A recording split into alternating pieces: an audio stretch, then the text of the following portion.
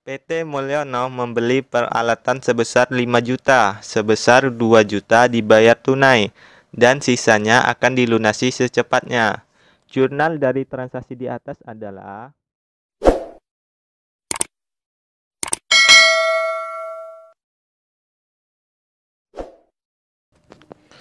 Assalamualaikum warahmatullahi wabarakatuh. Halo teman-teman, bertemu lagi bersama saya di kelas calon akuntan. Pada video kali ini, saya akan membahas soal akuntansi, yaitu pilihan ganda soal 1 sampai 10. Mari kita lihat soal-soalnya teman-teman. Oke, langsung saja kita masuk ke soalnya ya teman-teman.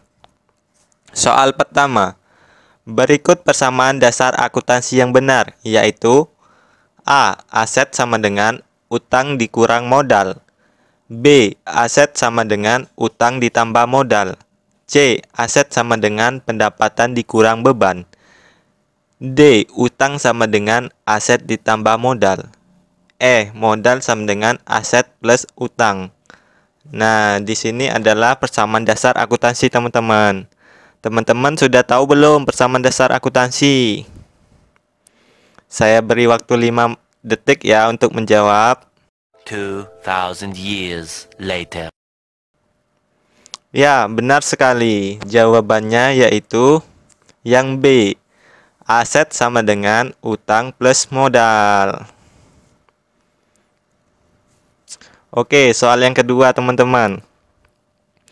Berikut ini akun di dalam akuntansi. Yang pertama, kas, utang, piutang, modal, perlengkapan. Akun yang termasuk aset yaitu, nah di sini teman-teman harus bisa membedakan akun yang masuk aset, utang, modal, pendapatan, dan beban itu yang mana teman-teman. Nah, kas itu adalah bagian dari akun aset teman-teman. Kalau utang jelas itu bagian dari utang. Piutang itu bagian dari aset, terus modal itu bagian dari akun modal, sedangkan perlengkapan itu bagian dari aset. Oke, berarti sudah tahu kan teman-teman jawabannya? Baca. Ya, benar sekali. Jawabannya yaitu yang D. Oke, soal selanjutnya. Yang termasuk aset tetap yaitu A. Perlengkapan, B. Peralatan, C. Kas, D. Piutang, E. Utang bank.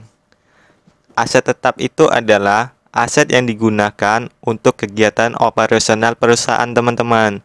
Biasanya umurnya lebih dari 1 tahun. Kalau perlengkapan biasanya umurnya kurang dari 1 tahun ya teman-teman.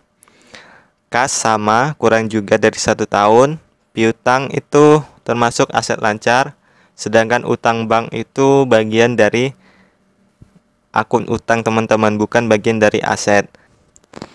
Jadi jawabannya adalah yang B. Peralatan. Good job. Oke, soal selanjutnya teman-teman. Ketika perusahaan membeli peralatan secara tunai, pernyataan di bawah ini yang benar yaitu A. Peralatan bertambah di debit, B. Peralatan berkurang di kredit, C. Utang bertambah di kredit, D. Modal bertambah di kredit, E. Kas bertambah di debit. Nah, di sini ada transaksi teman-teman. Ini kita membeli peralatan secara tunai. Kita membeli peralatan, otomatis aset kita akan bertambah dan di sisi lain aset kita akan berkurang. Aset yang bertambah dalam bentuk peralatan teman-teman. Aset bertambah di sisi debit, artinya peralatan bertambah di sisi debit. Di sisi lain, aset yang berkurang yaitu kas teman-teman. Jadi, kasnya berkurang di sisi kredit. Nah, jadi jawabannya yang mana teman-teman? Saya hitung 5 detik ya. Ya, benar sekali. Jawabannya adalah yang A. Peralatan bertambah di sisi debit teman-teman. Oke, soal selanjutnya. PT Mulyono menerima pesanan jasa perakitan komputer yang langsung dibayar tunai. Jurnal atas transaksi tersebut yaitu A. Pendapatan terhadap kas, B. Pendapatan terhadap utang, C. Kas terhadap pendapatan, D. Utang terhadap pendapatan, E. Kas terhadap utang. Nah, di sini kita memberikan jasa teman-teman. Dari jasa yang kita berikan, kita menerima uang kas, teman-teman. Artinya, aset kita akan bertambah di sisi debit, teman-teman, dalam bentuk kas. Di sisi lain, karena kita menerima dari jasa, artinya pendapatan kita akan bertambah, teman-teman, di sisi kredit. Nah, jadi sudah ketebak ya, teman-teman, jawabannya yaitu yang C. Kas terhadap pendapatan untuk jurnalnya. Buat kalian jangan lupa follow Instagram kakak ya. Untuk Instagram pribadi yaitu ada Mulyono.Herlambang. Untuk Instagram YouTube yaitu channel Mulyono. Dan untuk Instagram bisnis yaitu tersedia.produk NASA. Nah, nanti linknya akan kakak berikan di deskripsi video ya, teman-teman. Silakan untuk di follow. Nanti akan kakak fallback ya. Terima kasih. Soal selanjutnya. PT Mulyono membeli peralatan sebesar 5 juta. Sebesar 2 juta dibayar tunai. Dan sisanya akan dilunasi secepatnya. Jurnal dari transaksi di atas adalah... Oke, langsung saya bahas saja ya, teman-teman. Di sini kita membeli peralatan sebesar 5 juta rupiah. Dari jumlah 5 juta rupiah tersebut, kita baru membayar 2 juta rupiah. Artinya kita membayar dalam bentuk uang kas, teman-teman. Kalau kita membayar dengan uang kas, artinya kas kita akan berkurang di sisi kredit, teman-teman. Nah, karena kita membeli peralatan, artinya peralatan kita bertambah di sisi debit, teman-teman, sebesar 5 juta rupiah. Sedangkan selisih dari 5 juta dan 2 juta itu adalah kewajiban kita untuk membayar kepada tempat yang kita membeli peralatan tersebut, teman-teman. Kewajiban itu dalam bentuk utang, teman-teman. Nah, sekarang sudah tahu kan, teman-teman, jurnalnya? Oke, kakak beri waktu 5 detik.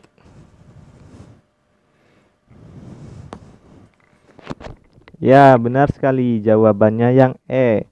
Peralatan di sisi debit 5 juta rupiah, kas di sisi kredit 2 juta rupiah, dan utang di sisi kredit 3 juta rupiah. Utangnya bertambah ya, teman-teman. Oke, soal selanjutnya. Di dalam buku besar pada tanggal 1 akun kas di debit dan pada tanggal 2 di kredit, maka nah, ini adalah buku besar, teman-teman. Artinya, pada tanggal 1 ada kas kita di debit, teman-teman. Sedangkan pada tanggal 2 ada di sisi kredit.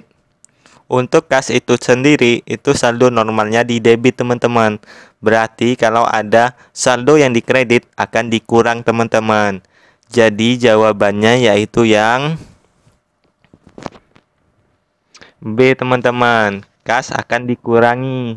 Yang awalnya misalnya 10 juta rupiah, ada di sisi kredit 5 juta rupiah, maka saldo kasnya menjadi 5 juta rupiah, teman-teman. Oke, soal selanjutnya. Kegiatan yang dilakukan setelah menjurnal yaitu A. Membuat daftar saldo, B. Jurnal penyesuaian, C. Buku besar, D. Neraca lajur, E. Jurnal penutup. Nah, setelah kita membuat jurnal, artinya kita akan membuat... Oke, benar sekali, yaitu buku besar yang C ya, teman-teman.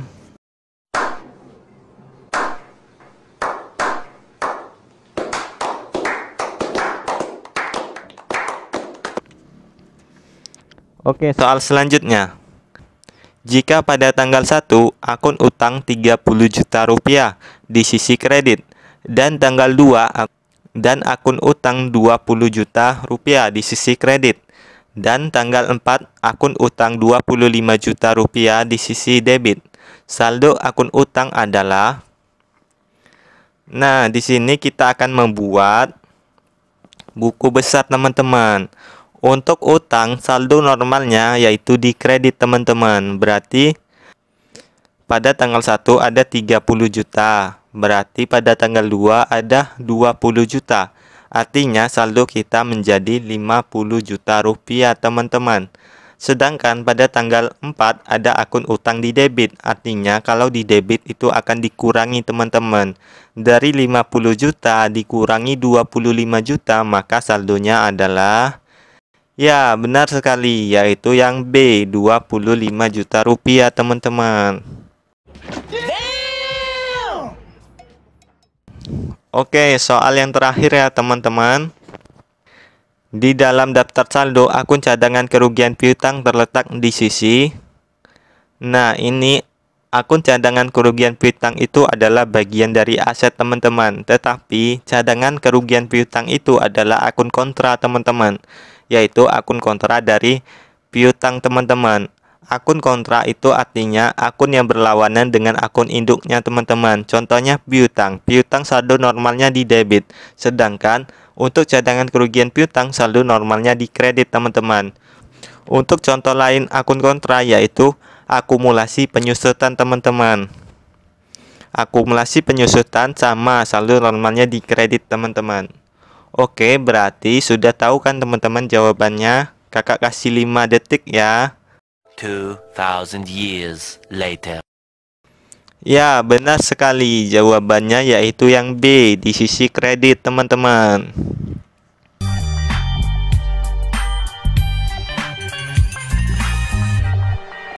Oke, mungkin sekian video dari kakak. Semoga video ini bisa bermanfaat buat teman-teman, khususnya mahasiswa akuntansi yang ingin belajar akuntansi.